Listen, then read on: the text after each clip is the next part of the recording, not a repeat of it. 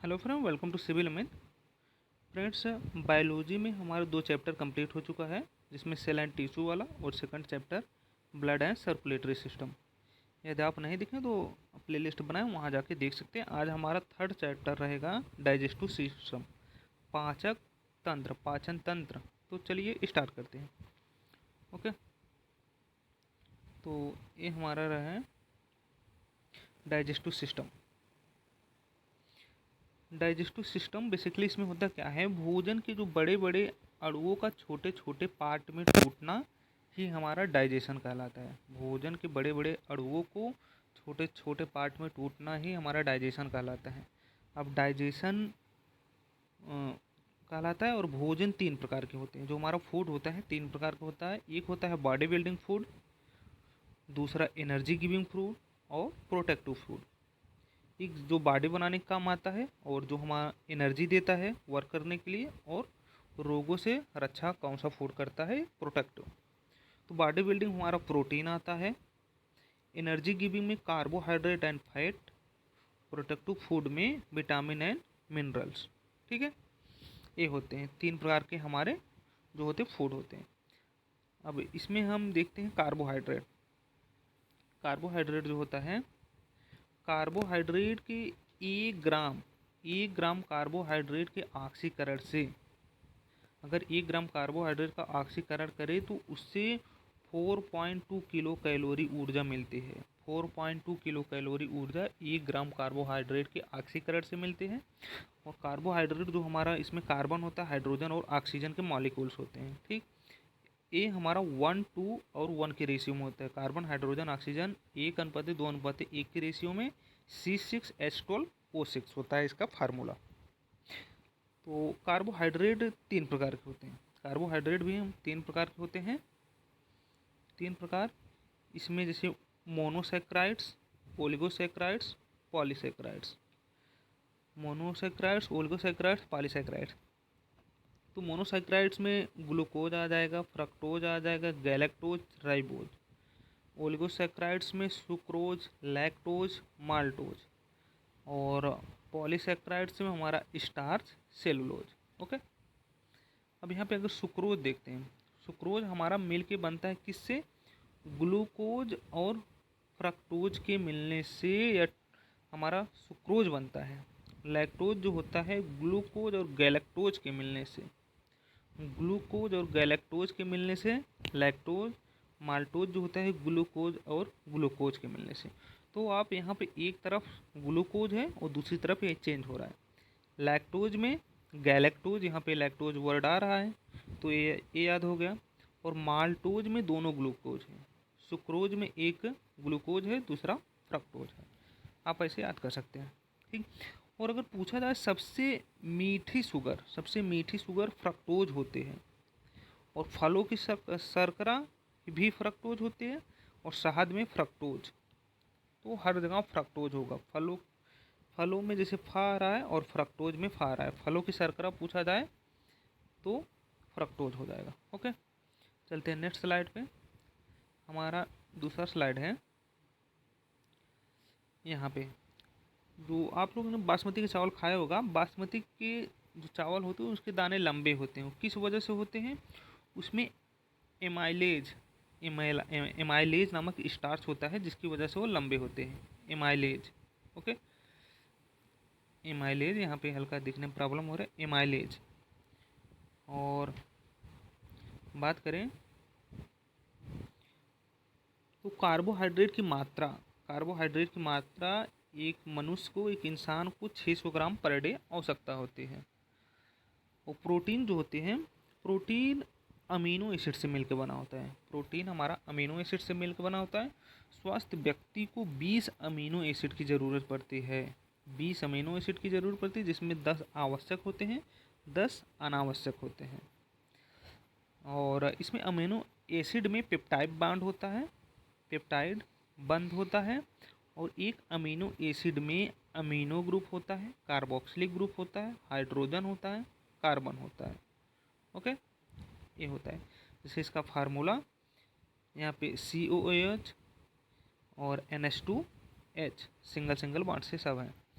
और एक प्रोटीन के ऑक्सीकरण पे 1 ग्राम प्रोटीन के ऑक्सीकरण से हमारा 4.3 किलो कैलोरी ऊर्जा मिलती है। अभी पीछे पढ़े 1 ग्राम कार्बोहाइड्रेट के ऑक्सीकरण से 4.2 किलो कैलोरी, 4.2 किलो कैलोरी 1 ग्राम जो कार्बोहाइड्रेट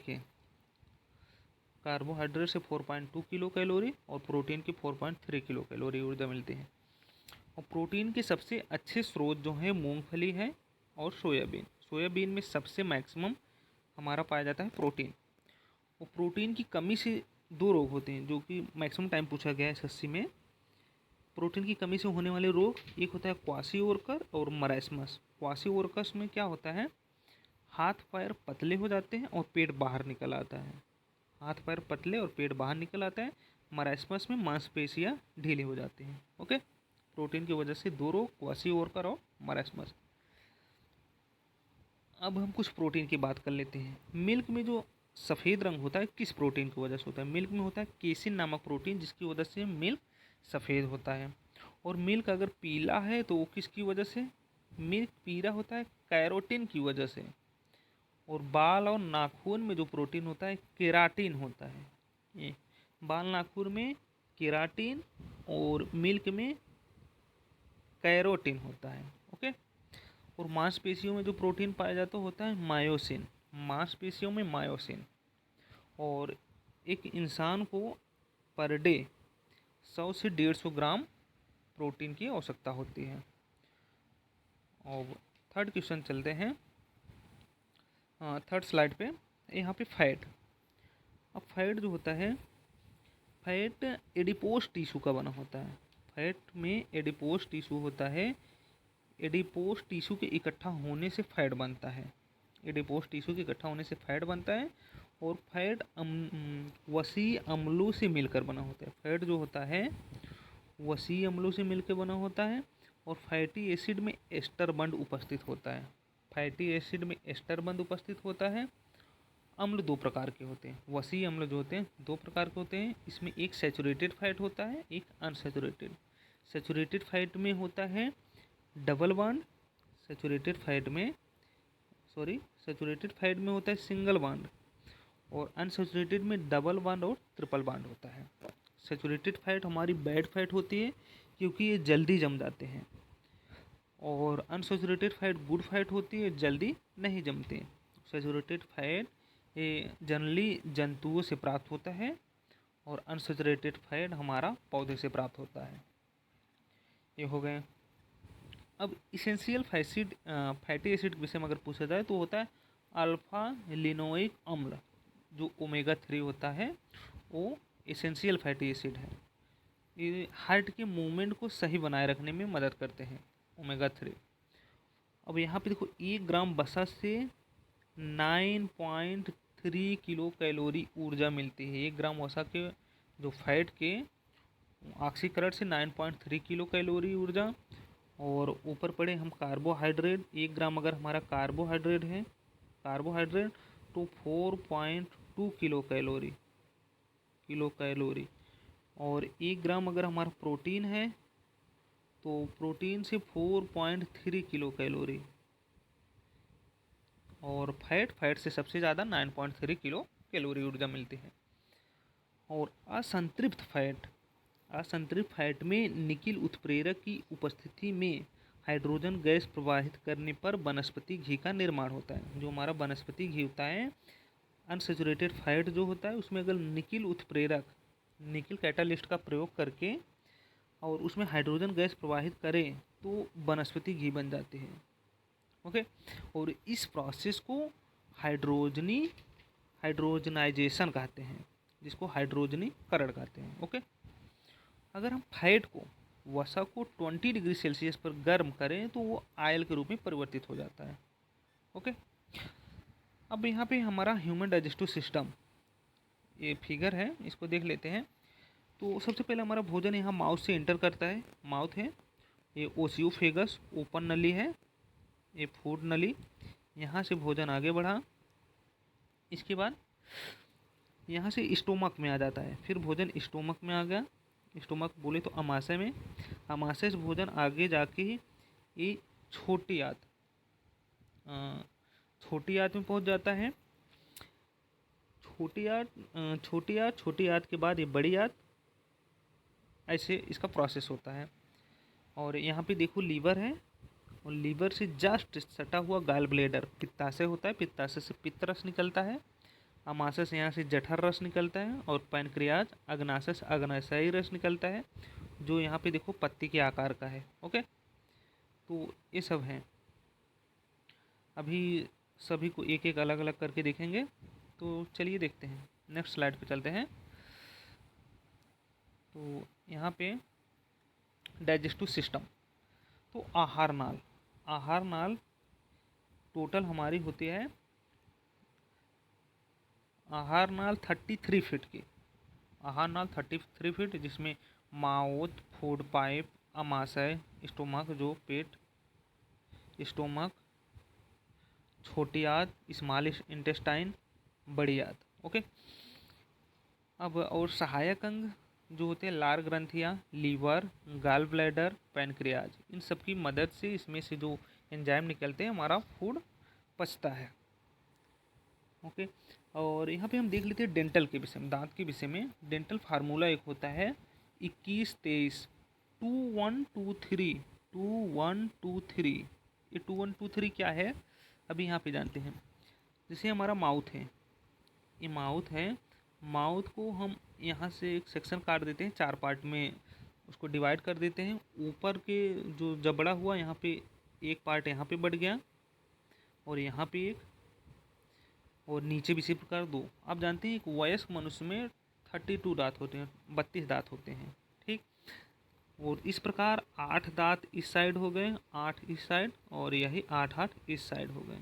ओके, अब 21-23 का मतलब यहाँ पे क्या है, 21 और 23 का अभी देखते हैं। 21-23, तो 21 2, यहाँ पे जो 2 लिखा है, 2 का मतलब यहाँ पे इंसीजर, 2 का मतलब इंसीजर।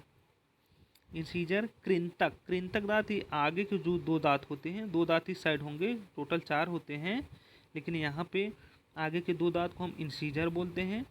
और अगला जो 1 है, ये फर्स्ट हमारा हो जाता है इंसीजर, ये सेकंड वाला हमारा कैनाइन हो जाता है, जिसको हम रदनक बोलते हैं। इसके बाद हमारा आता है रदनक जो एक नुकीला सा दांत होता है, नुकीला सा दांत, ये रदनक होता है, सिंगल वाला। एक कैनाइन हो गया। और फिर अगले 2 का मतलब, इसका मतलब प्रीमोलर होता है। प्रीमोलर, इसके बाद के जो 2 दांत हैं, ये 2 दांत हमारे प्रीमोलर हो जाते हैं। और प्रीमोलर के बाद मोलर आता है, जो चवरड़क होता है। और प्रीमोलर मतलब अग्र चवरड़क। 21-23 यहाँ पे जो मोलर हो जाते हैं, लास्ट के 3 दांत, ये 3 दांत हमारे हो जाते हैं मोलर। तो इसी प्रकार इस साइड और नीचे, तो टोटल 21-23 ये वयस्क मनुष्य का है। क्योंकि बच्चों में 30 तो 32 दांत तो होते नहीं हैं स्टार्टिंग में, उनके लिए फार्मूला हमारा चेंज होता है, उनके लिए 21-0-2 हो जाता है। 0 यहाँ पे जो प्री मोलर है, इसकी संख्या 0 हो जाती है। प्री मोलर दांत बच्चों में पहले नहीं आते, जो अग्रचवर्णक होते हैं। और 2 हमारा हो जाता है इंसीजर, 1 हो जाता है कैनाइन्स, 0 प्री मोलर और 2 मोलर हो जाते हैं। टोटल यहाँ से देखेंगे तो 2 2 4 1 5 5 × 4 20 दांत को लेके चले तो बच्चे में 21-0-2 और वयस्क में 21-23 होता है। तो सबसे पहले हमारा जो भोजन होता है माउथ में ही इंटर करता है, और दांतों की सहायता से तोड़ा जाता है भोजन को। और दांत 4 प्रकार के होते हैं, अभी देख लिए, इंसीजर, कैनाइन, प्रीमोलर, मोलर, कृंतक, रदनक, अग्रचवर्णक, चवर्णक। अब क्या हुआ, जब मुंह में भोजन को तोड़ दिया गया, तो इसी टाइम लार ग्रंथियों से लार निकलती हैं, और लार में हमारा होता है टाइलिन या एमाइलेज नामक एंजाइम होता है, जो भोजन में उपस्थित स्टार्च को तोड़ने में मदद करता है। लार में कौन सा एंजाइम होता है, टाइलिन या एमाइलेज नामक एंजाइम होता है, जो स्टार्च को तोड़ने में मदद करता है। और यहाँ के बाद फिर भोजन आगे बढ़ता है, आगे जाके भोजन नली में प्रवेश करता है। ओसियोफेगस जो अभी देखे थे वहाँ पे प्रवेश करता है। इसके बाद भोजन नली में भोजन आगे बढ़ने की क्रिया क्रमानुकुंचन कहलाती है। ये क्रमानुकुंचन क्रिया द्वारा आगे बढ़ती है। इसका मतलब ये है, अगर आप उल्टा लेटकर भी खाए तो भोजन अंदर की तरफ जाएगा, ना कि बाहर जाएगा। एक क्रमानुकुंचन क्रिया होती है।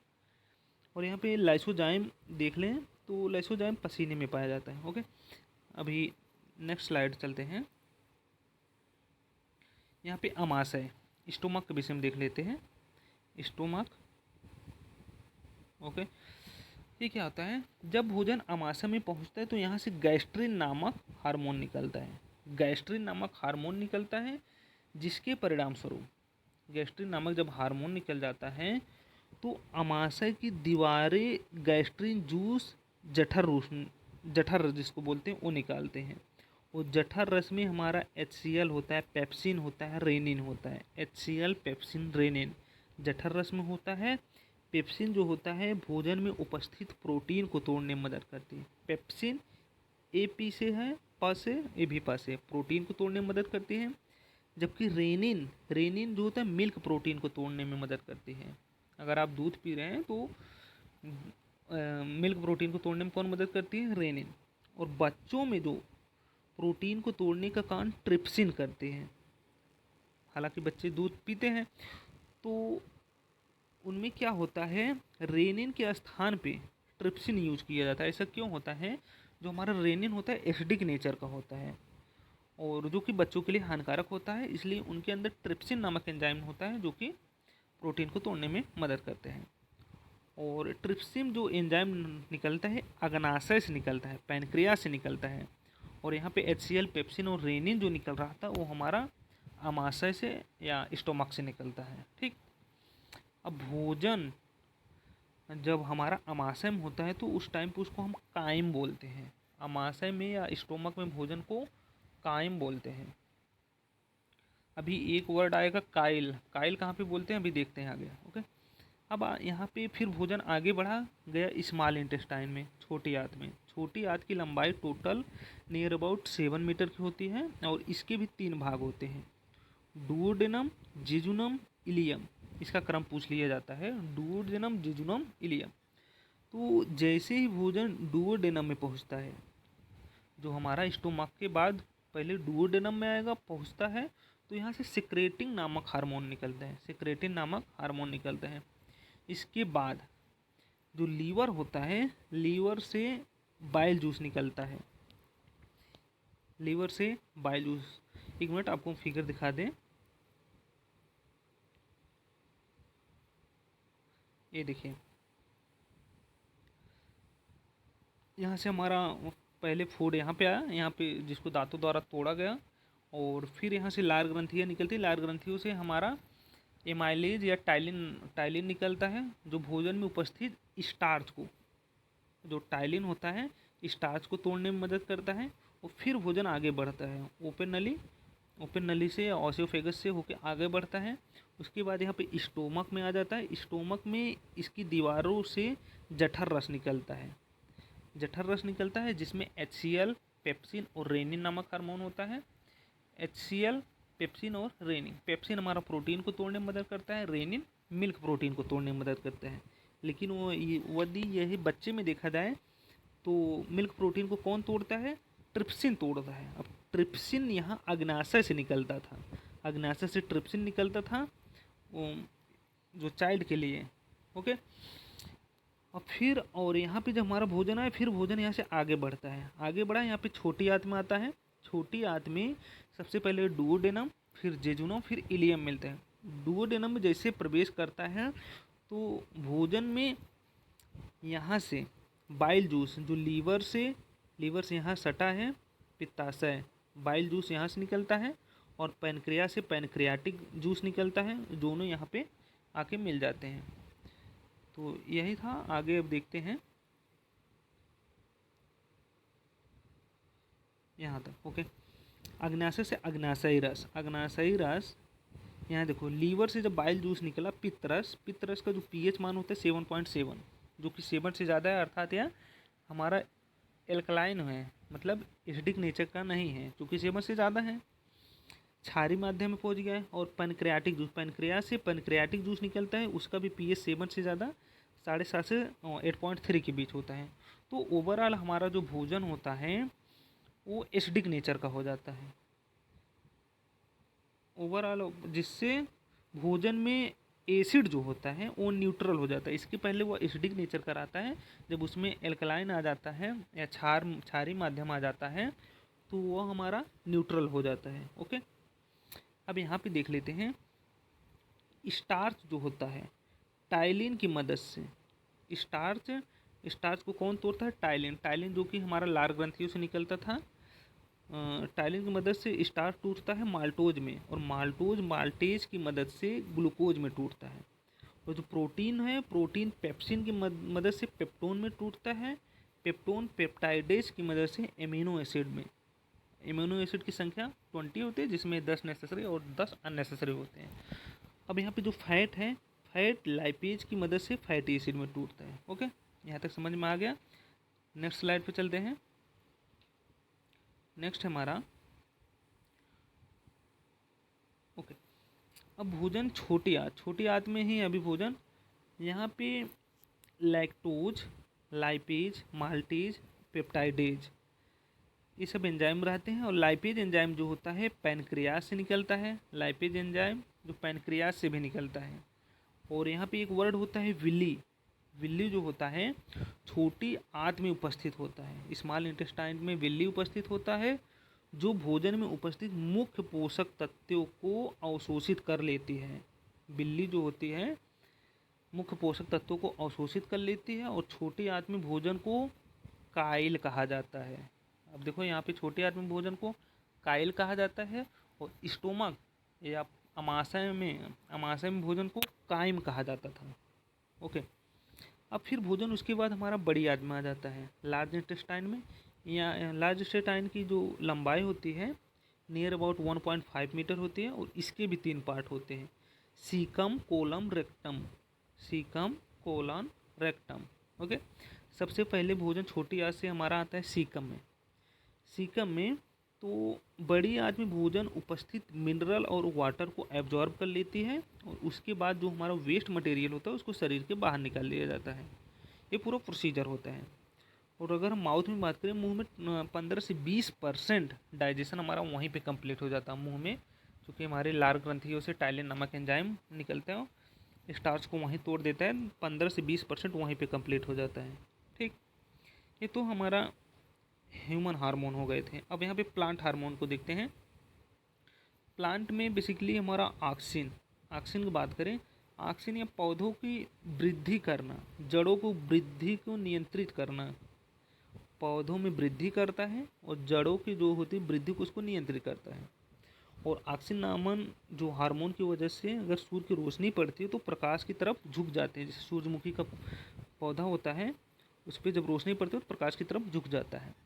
और एक होता है जिब्रेलिन। जिब्रेलिन नामक हार्मोन, ये बेसिकली क्या होता है, पौधों की लंबाई में वृद्धि करने में मदद करता है, और जो बौने पौधा होते हैं उनको लंबा करने में मदद करता है। और जिब्रेलिन जो प्राप्त किया जाता है कवक से जिब्रेलिन प्राप्त किया जाता है। ओके, ये हो गया। अब यहाँ पे एथिलीन को आप जानते हैं, एथिलीन एक गैसीय अवस्था में होता है और फलों को पकाने में मदद करता है एथिलीन। और फ्लोरिंजेस जो है फूलों को खिलने में मदद करता है। फ्लोरिंजेस फ्लावर से आप याद कर सकते हैं, ये फूलों को खिलने में मदद करते हैं। और एक साइटोकाइनिन है, साइटोकाइनिन या कोशिका विभाजन में मदद करता है। कोशिका बोले तो सेल साइटोकाइनिन, तो आप यहाँ से याद कर सकते हैं। और फिर बात करते हैं अग्नाशय। अग्नाशय जो होता है मानव शरीर की दूसरी सबसे बड़ी ग्रंथि है। अग्नाशय जो हमारा है पैनक्रिया, वो दूसरी सबसे बड़ी ग्रंथि है। तो पहले कौन है? पहले हमारे मानव शरीर सबसे बड़ी ग्रंथि लीवर होती है। ओके, और अग्नाशय से अग्नाशयी रस निकलता है, जिसमें 98 या 96% जल होता है, और शेष अन्य चीज़ होते हैं। शेष जो होता है लवण और एंजाइम होते हैं, 4% जो बच रहा है। ओके, और अग्नाशय में तीनों प्रकार के भोज्य पदार्थ हो, जो कार्बोहाइड्रेट, वसा और प्रोटीन को पचाने के लिए एंजाइम होते हैं अग्नाशय में, और इसलिए इसे पूर्ण पाचक एंजाइम भी कहा जाता है। ठीक, पूर्ण पाचक एंजाइम भी कहा जाता है। अब अग्नाशय से क्वेश्चन और बनता है, अग्नाशय या पैनक्रियास से क्वेश्चन ये होता है, इसको हम मिश्रित ग्लैंड भी बोलते हैं, इसको हम मिश्रित ग्रंथि भी कहते हैं, मिश्रित ग्रंथि। अब मिश्रित ग्रंथि क्यों बोलते हैं इसके विषय में जान लेते हैं। क्योंकि इसमें अंतःस्रावी और बहिःस्रावी,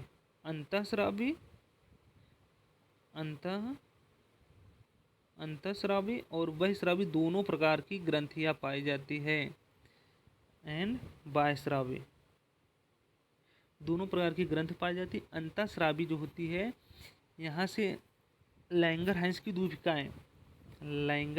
द्वीपिकाएं निकलती हैं, लैंगरहैंस की द्वीपिकाएं निकलती हैं। ओके, और बाह्यस्रावी ग्रंथियों की बात करें, बाह्य इसके द्वारा अग्नाशयी रस स्रावित होता है, अग्नाशयी रस जो स्रावित होता है बाह्यस्रावी ग्रंथियों से। और अग्नाशय से एक चीज़ और होता है, इसमें इंसुलिन नामक हार्मोन भी इसी से निकलता है, इंसुलिन नामक हार्मोन भी अग्नाशय से निकलता है, जो रक्त में शर्करा को नियंत्रित करता है, ब्लड में शर्करा को नियंत्रित करता है। ठीक है फ्रेंड, तो ये हमारा चैप्टर कंप्लीट हो गया। ओके, तो वीडियो पसंद आया हो तो इसको लाइक और चैनल को सब्सक्राइब ज़रूर कर लें।